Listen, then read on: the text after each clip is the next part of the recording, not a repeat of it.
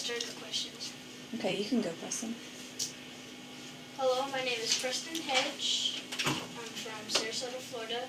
And my first question about MRI is, I understand that MRI machines use powerful magnets which produce a strong magnetic field. Can you give me an example of just how strong these magnets are? Okay, so 1.5 Tesla, okay, that's a unit of measurements. So it's 10,000 Gauss to a Tesla, so that's 15,000 Gauss. The magnetic field of Earth is a fraction of a Gauss.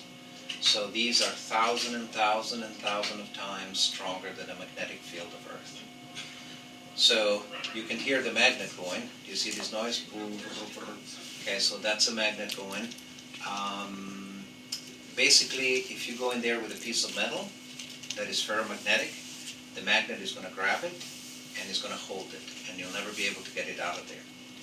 That's how strong it is. So you know when you take something to a magnet and then you can have to use a little force to pull it off, you will never be able to get it out of there. Wow, that's strong. Very strong.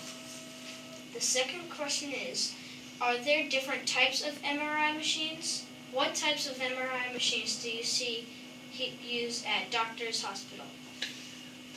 Basically, the answer is no. There's different brands, General Electric, Siemens, Hitachi, but more or less they're all the same. They all utilize a very strong magnet to do what we need to do to get the images. Now, the type of magnet is a little bit different. So the superconductive magnet, that's the one you hear, is basically just a big coil of copper where you pass electricity in it under near total zero for cold. So it's 4 Kelvin. If you want to research that, 0 Kelvin is absolute cold, 4 Kelvin is just a little bit. You and I live in the 300 to 400 Kelvin range. Okay, and so that's a superconductive. There's another type of magnet that is much less powerful, 0.25 Tesla, which uses 2 huge pieces of steel, one on the top and one on the bottom, that are magnetized. So very similar to what you can hold in your hand as a magnet, except they're huge. They weigh thousands and thousands of pounds because they need to be very magnetized, and those are the permanent magnets. That's a superconductive magnet. You take away the electricity, and eventually the magnets ramps down. That's a proper word, ramps down, and then there's no more magnet there. But the other magnets, they're there forever. Oh, my third question is, are there certain procedures a patient must follow in order to enhance the images produced by the MRI machine? Well, the patient cannot do anything about it, but we add contrast in the patient's vein to enhance those images. So MRIs are 2 flavors, without contrast and with contrast. And but the patient really cannot do anything to make it better or worse. Okay? Oh. The fourth question. I have learned that MRI machines produce images without the use of damaging radiation. Can you tell me if there are any risks to the patient for using an MRI? No. That's very simple, no. In fact, it can be used in pregnant women from 0 to delivery. Usually, we don't want to do anything to the babies in the first 3 months, which is 12 weeks. But with the MRI, we cannot find any damage even to those very young fetuses. So the answer is no. Oh. My fifth question is, how does the MRI machine different from the X-ray devices, other X-ray devices? Okay, well, you said it before. So the X-rays is a radiation, is an ionizing radiation, meaning that when I do an X-ray on you, there is a chance that I'm going to mess up little part of the nucleus of the cells where the DNA lives, okay? It's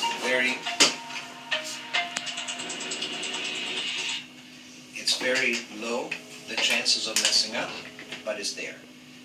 With the MRI, instead of being radiation, it's FM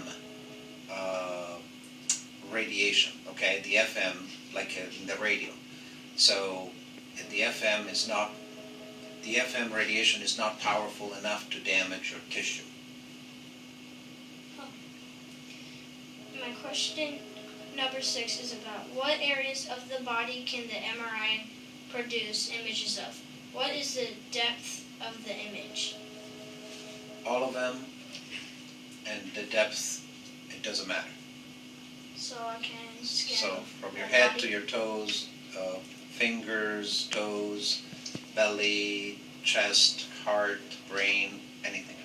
Wow, that's... And the depth, the only limiting factor, if somebody is very, very, very big, it doesn't fit in the magnet. But if we could fit him, he would just do the same thing. Cool. Yeah. Question number 7.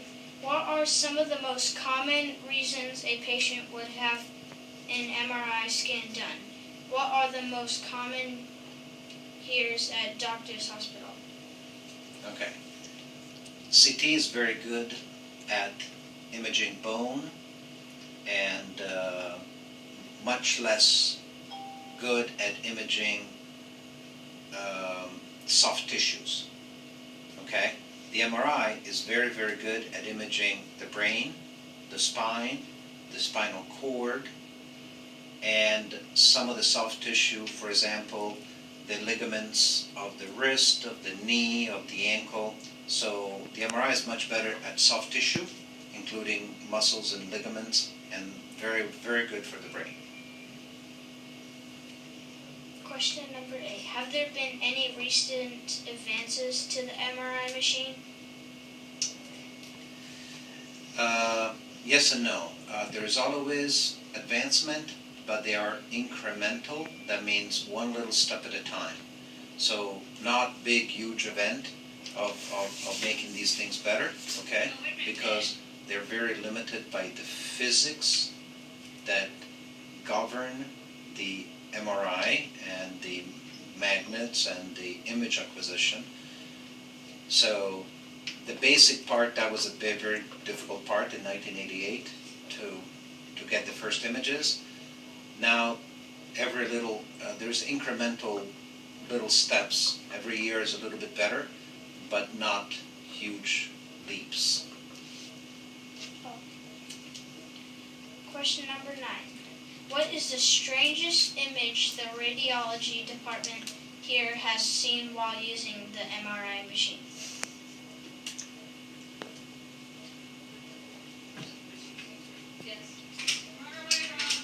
Well, the answer does not exist because there's not too many strange things in medicine, okay?